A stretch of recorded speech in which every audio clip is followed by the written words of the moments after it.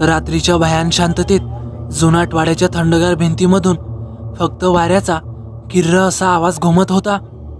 त्याचवेळी रुद्र झोपेतून किंचाळून जागा झाला।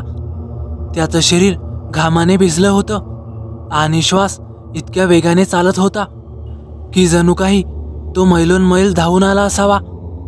त्याला पुन्हा तेच स्वप्न पडलं होतं। काही स्वप्न आठवणींसारखी पुसट होतात, पण हे स्वप्न नव्हतं। जणू काहीतरी घडून गेलेलं सत्य होतं। स्वप्नात ती स्त्री होती, गळ्याभोवती आवळलेला फास, निर्जीव डोळे आणि तिची मान वाकडी झालेली।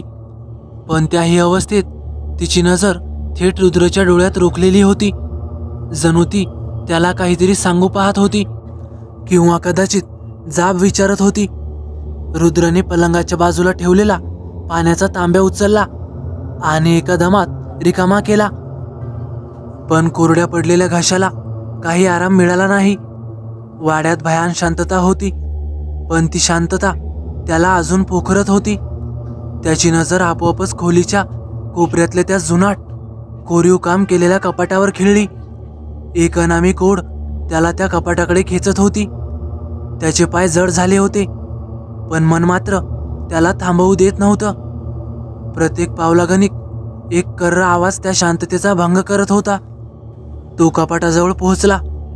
काल रात्री बंद केलेलं कपाटाचं दार आज किंचित उघडं होतं आणि आत तोच पिवळसर पडलेला लिफाफा, पण आज त्यावर ताज्या ओल्या रक्ताचे डाग होते। जणू काही क्षणांपूर्वीच कोणीतरी रक्तळलेल्या हातांनी तो लिफाफा तिथे ठेवला असावा। रुद्रचं हृदय जोरजोरात धडधडत होतं। त्याने थरथरत्या हातांनी तो लिफाफा उचलला। कागद ओलसर आणि थंडगार होता। त्याला माती आणि रक्ताचा एक विचित्र अस्वस्थ करणारा वास येत होता। त्याने लिफाफा उघडला। आतला कागदही रक्ताने भिजला होता, त्यामुळे काही अक्षरं पुसट झाली होती, पण ती वाचता येत होती। ती थेट काळजाला भिडणारी होती। मी जिच्यासाठी परत आले ती आता या जगात नाही रुद्र, आणि तू इतक्या वर्षांनी परत येण्याचं धाडस केलंस तरी कसं? हा वाडा आता रिकामा आहे। तो तुझा कधीच नव्हता आणि होणारही नाही। कालचीच रात्र पुन्हा आली आहे। अंधारात तोच चेहरा आता पुन्हा दिसला। त्याचे डोळे माझ्यावरच रोखलेले होते। तो थंड आवाजात फक्त एवढंच म्हणाला, यावेळी सुटका नाही। वाक्य वाचून संपताच रुद्रच्या हातपायांना कंप सुटला।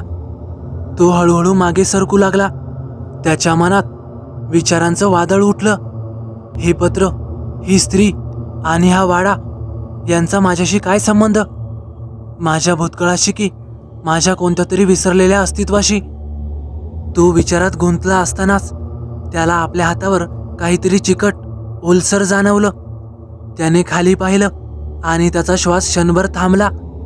त्याचे दोन्ही हात रक्ताने माखले होते, ताजं लाल भडक रक्त। त्याने घाबरून आपले हात तपासले, पण दूरपर्यंत जखमेचं साधं खरचटल्याचंही निशाण नव्हतं। हे रक्त आलं कुठून? आणि त्याच क्षणी वाड्यातल्या मुख्य दरवाजावर कोणीतरी थाप मारली। या भयान शांततेत तो आवाज एखाद्या हातोड्याच्या घावासारखा वाटला। एवढ्या रात्री या ओसाड वाड्यात येणार तरी कोण? रुद्र भीतीने पूर्णपणे गारठला होता, पण दरवाजाची थाप पुन्हा ऐकू आली, यावेळी अधिक जोरात। ठक ठक ठक।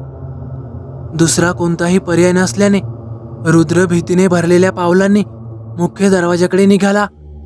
जुनाट दरवाजाची मोठी अडगळा काढताना त्याचा हात थरथरत होता। त्याने खोल श्वास घेतला आणि हळूच दरवाजा उघडला।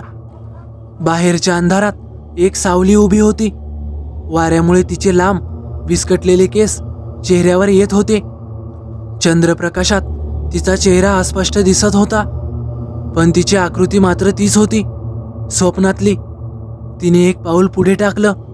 तिच्या चेहऱ्यावरचे केस बाजूला झाले आणि तेच स्वप्नातले निर्जीव रोखून पाहणारे डोळे रुद्रच्या डोळ्यात स्थिरावले। तिच्या ओठांवर एक थंड विचित्र स्मित उमटलं। एका थंड, निर्विकार आणि थेट काळजाचा ठाव घेणाऱ्या आवाजात ती पुटपुटली, माझं अस्तित्व संपलं, पण मी अजूनही तुझ्या आत कुठेतरी जिवंत आहे. रुद्रचा श्वास अडकला. तो जरा मागे सरकला, पण त्याचे पाय जणू जमिनीला चिटकले होते. आणि त्याच क्षणी त्याला जाणवलं, वाड्याच्या आतून थंड हवा नव्हे तर थंडगार अस्तित्व बाहेर येत होतं.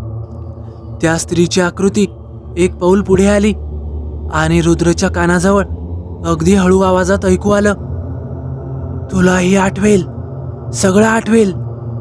यावेळेस तू पळूही शकणार नाहीस.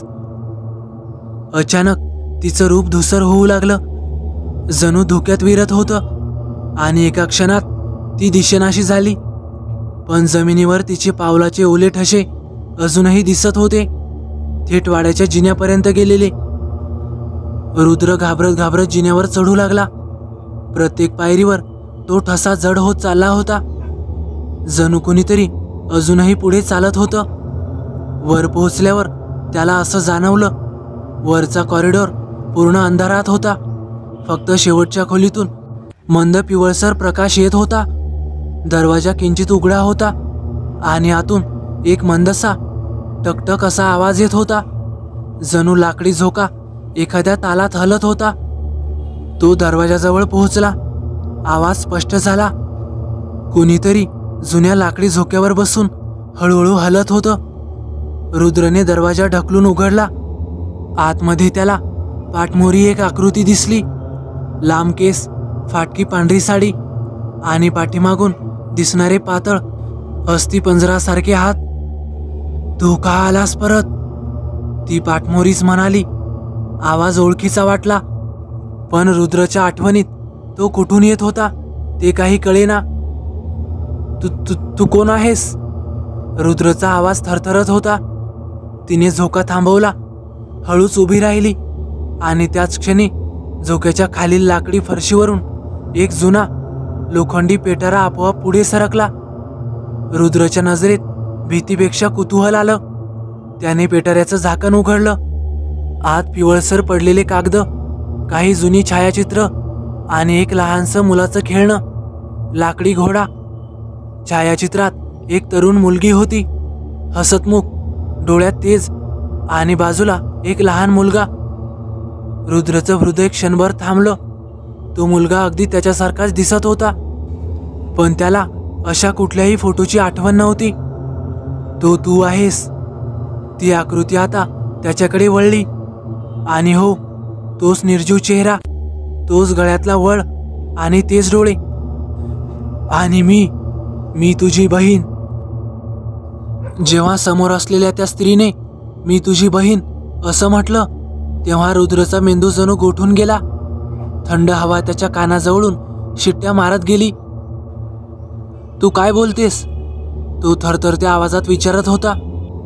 तिच्या ओठांवर एक मंद थंड स्मित उमटलं.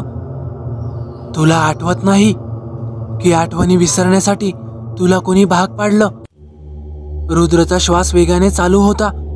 त्याच्या हातातून त्या जुन्या छायाचित्रांचा गठ्ठा खाली पडला. लाकडी फरशीवर पडताना सगळे फोटो विखुरले. त्यात त्याचा स्वतःचा बालपणीचा चेहरा वारंवार दिसत होता. पण प्रत्येक वेळी बाजूला हीच मुलगी होती, पण त्याला तिची कुठलीच आठवण नव्हती. तू खोटं बोलतेस, माझं कुणीच भावंड नाही, रुद्रने किंचाळत म्हटलं. पण आवाजात भीती जास्त होती आणि राग कमी. ती एक पाऊल पुढे आली. तिचा थंडगार हात रुद्रच्या गालावर स्पर्श करून गेला आणि एका क्षणात त्याच्या डोक्यात चित्र चमकू लागली. आगीचा वाडा, धुरात हरवलेले किंचाळ्यांचे आवाज आणि आई जमिनीवर कोसळलेली. आणि तो एका लहानशा मुलीचा हात धरून धावत होता. पण पुढच्या क्षणात कोणीतरी तो हात सोडवत होतं आणि अंधारात लपवत होतं. रुद्र जोरात श्वास घेत मागे सरकला. हे स्वप्न आहे, हे खरं नाही होऊ शकत. हेच तर तुझं खरं आहे रुद्र. ती कुजबुजली. तिचा आवाज जणू आतूनच येत होता. तू वाचलास, मी नाही, आणि आता तू परत आलास वचन पूर्ण करायला. अचानक खोलीतल्या दिव्यांचा प्रकाश फडफडू लागला. जुन्या झोक्यांचा चकचक आवाज पुन्हा सुरू झाला. पण आता झोक्यावर कुणीच नव्हतं.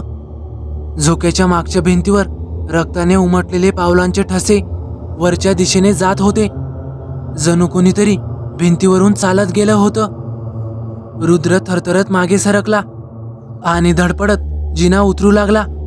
पण खाली पोहोचल्यावर त्याला असं जाणवलं, मुख्य दरवाजाचं मोठं अडसर स्वतःहून परत लावलेलं होतं. दरवाजा उघडत नव्हता. त्यावेळी त्याच्या मागून एक परिचित आवाज आला. पुन्हा पळतोयस? तो झटक्यात वळला, पण त्या स्त्रीऐवजी तिथे एक वृद्ध पुरुष उभा होता. कातडीला लागून हाडं, डोळे खोल गेलेले आणि कपड्यांना मातीचा गंध. तू इथे कसा? रुद्रने विचारलं.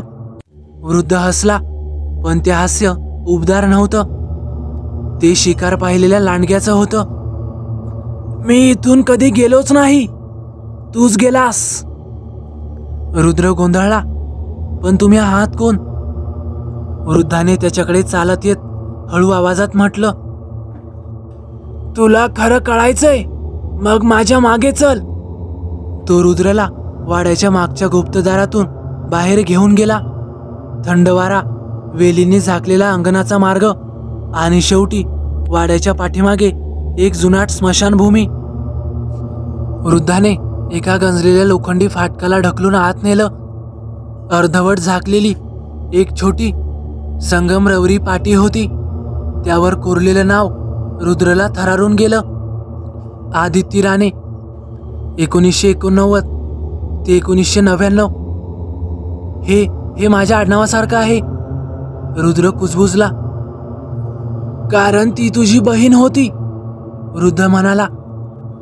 तुम्ही दोघं इथंच वाढलात, पण एका रात्री कोणीतरी तिचा जीव घेतला आणि तू पळून गेला.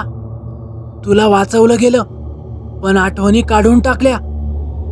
आता जेव्हा तू परत आलास, ती तुला सोडणार नाही. रुद्रचा मेंदू सुन्न झाला. तो पाठीकडे पाहत राहिला. थंड वाऱ्यात कोणीतरी हलकच हसत होतं, पण तो हसण्याचा आवाज स्मशानातून नव्हता. तो त्याच्या डोक्यातून येत होता. तुला आठवेल, सगळं आठवेल. अचानक वृद्ध गायब झाला. रुद्र जोरात किंचाळला. स्मशानात फक्त रुद्र एकटाच होता आणि त्या पाठीवर वरून रक्ताचे थेंब पडत होते. त्याने झटक्यात वर पाहिलं. वाड्याच्या अंधाऱ्या खिडकीतून ती स्त्री त्याच्याकडे रोखून पाहत होती. तर मित्रांनो, रुद्रसोबत नेमकं काय झालं? तो वाचला का? की त्याला त्याचा प्राण गमवावा लागला? त्याची बहीण त्याचा बळी घेते, की तिच्यातली बहिणीची माया जागृत होऊन ती त्याला जीवदान देते? हे जाणून घेण्यासाठी तुम्हाला यापुढील भाग बघावा लागेल. मी आशा करतो की हा भाग तुम्हाला आवडला असेल. आणि हो, जर तुम्ही आपल्या चॅनलला सबस्क्राईब केलं नसेल तर नक्कीच सबस्क्राईब करा, जेणेकरून पुढील येणाऱ्या भागाची नोटिफिकेशन मी आपल्यापर्यंत पोहोचवू शकेन. तर चला भेटूया पुढच्या व्हिडिओत. धन्यवाद.